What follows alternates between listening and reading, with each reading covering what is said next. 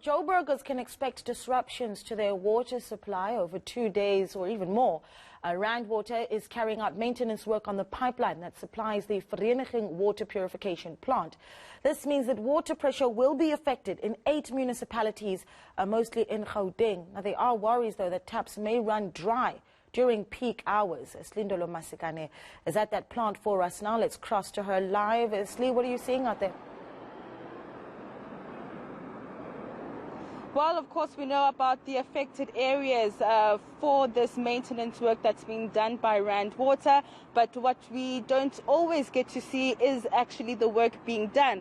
My colleague Mokhumoti Setuki and I are here in Vereeniging at one of the 2 points in which we are seeing the maintenance work taking place.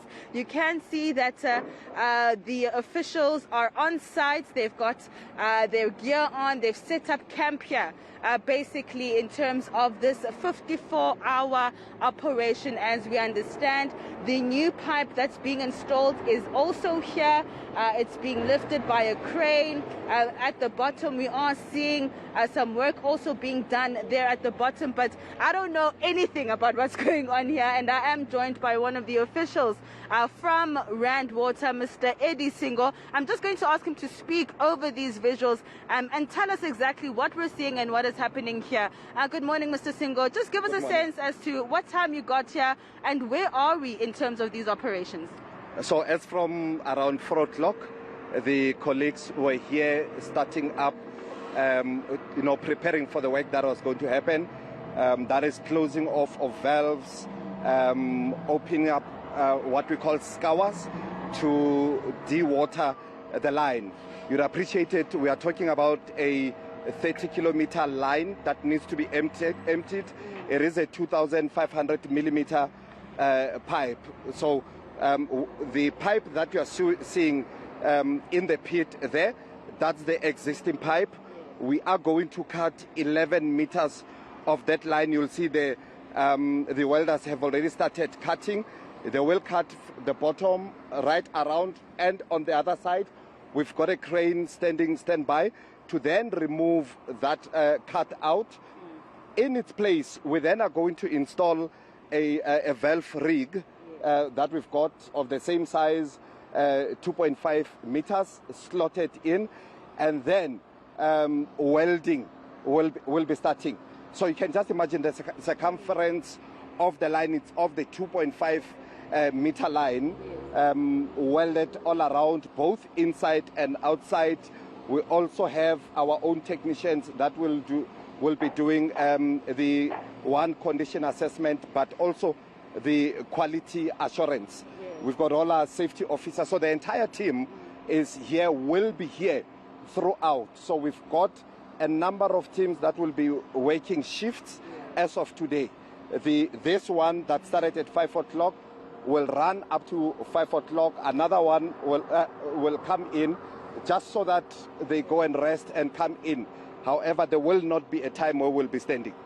That was my next question, Mr. SINGO. In terms of the manpower, how many people are we looking at that are actually involved in this operation, as well as the cost?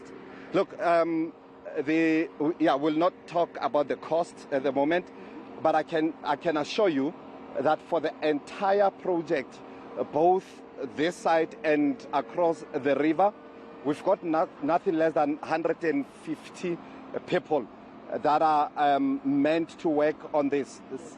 When they show fatigue, we are able to bring in some other colleagues from all the other sides. As we speak now, we are bringing in some additional welders that will be coming in tonight, as these ones show fatigue before their time. Mr. SINGO, take us through why this maintenance work is necessary. Why does this particular section of the pipe need to be replaced? And I understand it's in 2 points. Yes. Look, what we've been reporting is that the work that we are doing today is a necessary inconvenience for the convenience in 2024. Meaning that we've done work, we've done assessments to look at the capacity of our pipelines going forward. So that assessment is saying the B11 pipeline will not be adequate in 2024.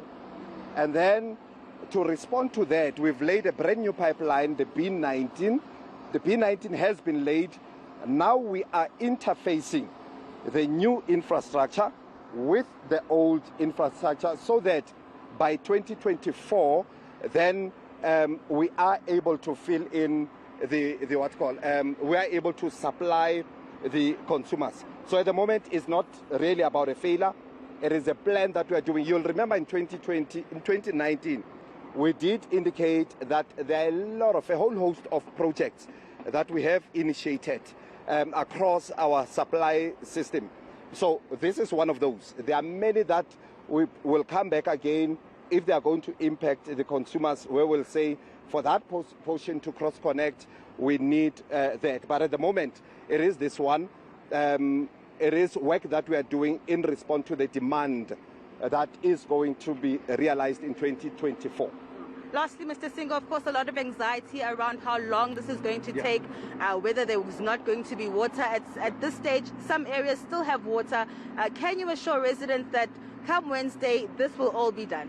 Look, our planning and, in essence, even our commencement of the project and the speed at which we are going, we are certain that we should be done within that 54 hours. Our challenge at the moment, and which is very important, is that the fact that it's a load reduction, it means you'll still have water. However, we are making a plea that we use that water sparingly, because if we don't, when we are done with the 54-hour work, then we don't want to get to a point where our reservoirs will be depleted, because then that then extends the 54 hours. The actual work itself, we are certain that we will be done, within that period. So the extension of it depends on you and I as consumers at home, and we hope that our consumers will really respond positively. Thank you so much for your time. Thank you, ma'am. All right, so that is a comprehensive look from the Rand Water official here in terms of what is happening here in Vereeniging in terms of the maintenance work. Yeah, well, Silindelo, I don't know how much confidence that really gives us on whether or not those disruptions will stick to that 54-hour time limit. But one more question before I let you go. I know earlier you spoke to Gauteng Education, a lot of learners writing very important exams at this point as these water disruptions take place. What are you hearing from preparations from the Department of Education to ensure that learners aren't disrupted as they write their exams?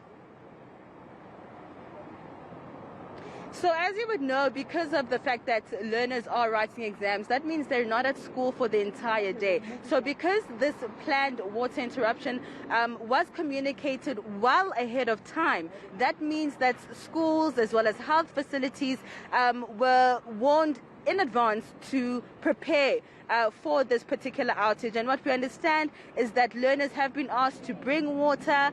Contingency plans such as water tankers have been deployed to health facilities that are expected to be affected. And we also understand that where there haven't been provisions, learners will either, go home, but that's going to be, of course, monitored on a case-by-case basis. At this point, from the Department of Education, there have not been any incidents that have been reported so far, and that learners will be going home earlier than expected, and that at this point, no incidents have been reported, but that they are going to be monitoring the situation quite closely. Yeah.